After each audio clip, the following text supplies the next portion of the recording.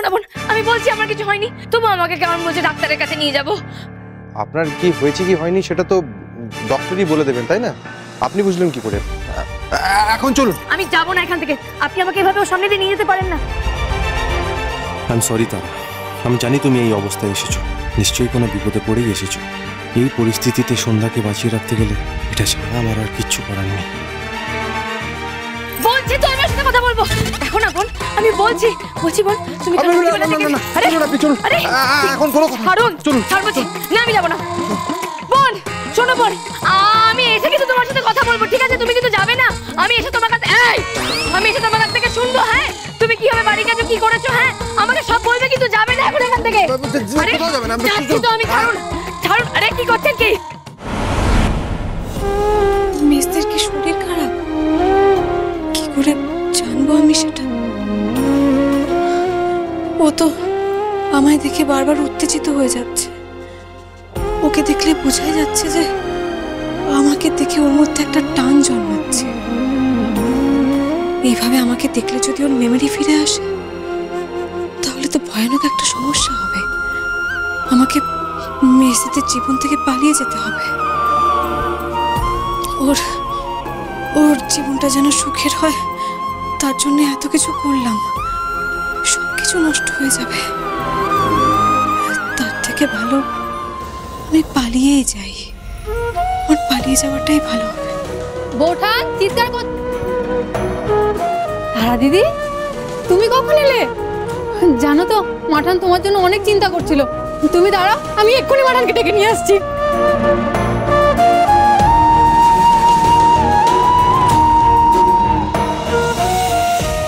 তাড়াতাড়ি কথা বলে মাঠানের সাথে কথা বলে আমাকে চলে যেতে হবে। আমার শরীরটা খারাপ লাগছে, মাথাটাও ঘুরছে। ওই বিজয়ের কাছে যাবে, নতুন গাড়ি নিয়ে এই বাড়িতে ঢুকবে, তবে খেতে পাবে, বুঝেছো? কি করে বলবো আমি এসব কথা মাঠানকে? তারা, তুমি কখন এলে?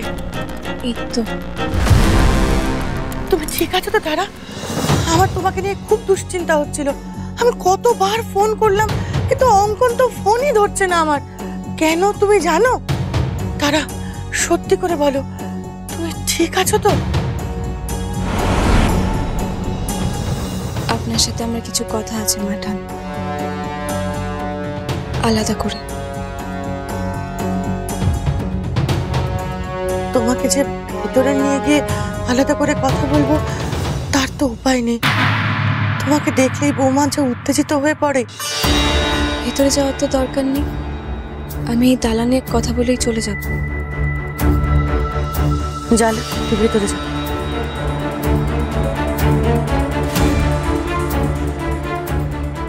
এবার আমার সত্যি করে বলো তো তারা, অঙ্কনদের বাড়িতে তোমার কোনো অসুবিধা হচ্ছে না তো?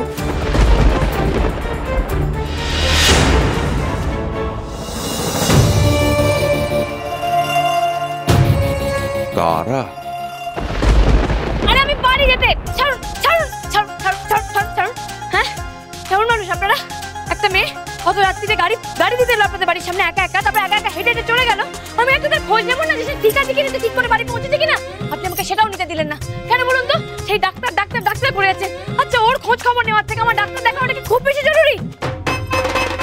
খুব স্বার্থপর আপনি, জানেন তো? আপনার মন বলে না কিচ্ছু নেই, নিজেকে ছাড়া কিচ্ছু ভাবেন না আপনি। বাবা গো, আমি আপনাকে তারার সঙ্গে দেখা করতে দেবো না। এটুকু স্বার্থপর তো আমি হবই। ওর সঙ্গে দেখা হলে যদি আপনার আগের সবকিছু মনে পড়ে যায় তাহলে আপনি আবার না জানে কি করবেন।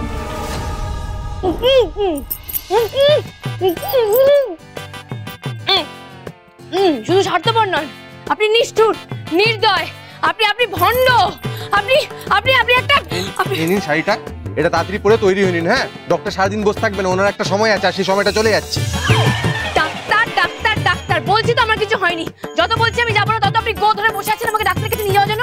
যাবো না আমি ডাক্তারের কাছে।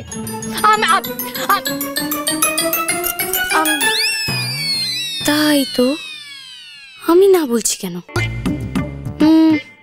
মাথা ঠান্ডা করে ভাবলে আমার এই শাড়িটা পরে নেওয়া উচিত। আমি জলদি তৈরি হয়ে নিলে ইনি আর আমায় আটকাবেন না। ডাক্তারের কাছে যেতে হলে তো আমাকে নিচেই যেতে হবে, আর নিচে তো মেয়েটাকে আমি অপেক্ষা করতে বলে এসেছি। যাওয়ার সময় না হয় কথা বলে নেব। আমি যাবো আমি, আপনি যান, আমি শাড়িটা পরে নিচ্ছি। কি হলো, দাঁড়িয়ে রইলেন কেন? এক্ষুনি তো আপনি তাড়া দিয়েছিলেন, যান। যান। বাবা, যাবো না বলতে বলতে হঠাৎ যেতে রাজি হয়ে গেল সন্ধ্যা। ব্যাপারটা কি? যাকে যে কারণেই হোক ডক্টরের কাছে গেলেই হবে। ডক্টরের সাথে কথা বলতে হবে, জানতে হবে সব।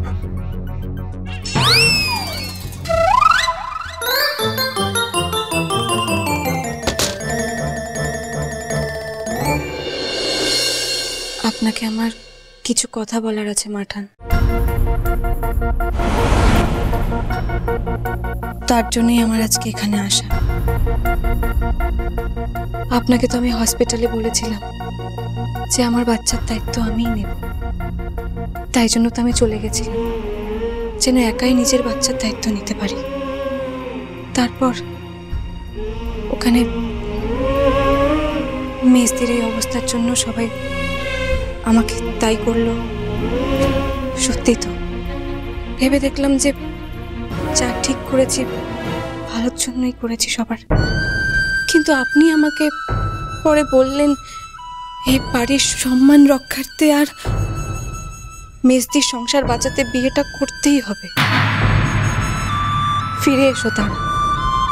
আমি তো আপনার কথা শুনে এক বাক্যে ফিরে এসেছিলাম। চারিদিক ভেবে দেখেছিলাম যে সবার ভালোর জন্যে, আমার বাচ্চার ভালোর জন্য বোধহয় এটাই ঠিক। তাই যা ঠিক করেছেন তাই হোক। তার জন্য তোমার কাছে আমি চিরকৃতজ্ঞ তারা। কিন্তু ওই বাড়িতে গিয়ে যা বুঝলাম তা হওয়ার নয়। আমার ভালো থাকা তো দূরের কথা, আমার সন্তানও ওখানে ভালো থাকবে না। আমি যদি একা থাকতাম আমি আজকে এখানে আসতাম না মাঠান, আপনাকে এই কথাগুলোও বলতাম না। যে কোনো উপায়ে আমি সহ্য করে নিতাম, টিকে থাকার চেষ্টা করতাম। কিন্তু আমার সন্তানকে আমি ওই বাড়িতে রাখতে পারবো না মাঠান। কেন তারা? ওরা তোমার সঙ্গে কেমন করেছে? ওই বাড়িতে যাওয়ার পর থেকে ওরা... তারা, কি হয়েছে তোমার?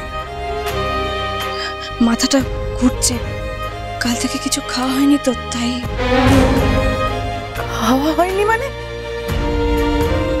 বিয়ের আসর থেকে ওই বাড়িতে যাওয়ার পর ওখানে কেউ আমাকে ভেতরে ঢুকতে পর্যন্ত বলেনি। আমি একাই ভেতরে ঢুকেছি। তারপর আপনাদের বাড়ির গাড়িটা এখানে দিতে এলাম। তারপর যখন ফেরত গেলাম তখন ওদের বাড়ির বাইরের ঘরে রাতটা বসেই কাটিয়েছি। আমি আমার সন্তানকে ওখানে রাখতে পারবো না মাঠান, আমাকে আপনি ক্ষমা করে দেবেন। আমার মেজদীপ এক সময় আমাকে বলেছিল জানেন, যে একটা মেয়ে যখন মা হয় তার কাছে তার সন্তানের দায়িত্বটাই সব থেকে বড় হয়। সন্তানের ভালো ভাবা ছাড়া একটা মায়ের আর কিছু ভাবতে নেই। আমিও আর ভাববো না। আমি আমার সন্তানের ভালোর জন্য কারোর সাথে কোনোভাবে কোনো কম্প্রোমাইজ করব না। তাই আপনার কাছে আমি আগে থেকে ক্ষমা চাইতে এলাম।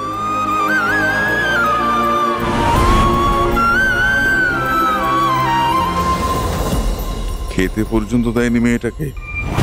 এত করে বলে দিলাম আমি, তারপরেও অঙ্কনা ললিতা কোন সাহসে এরকম কাজ করছে, যেখানে জানে তারার পেটে আমার বংশধর। সন্ধ্যা তারা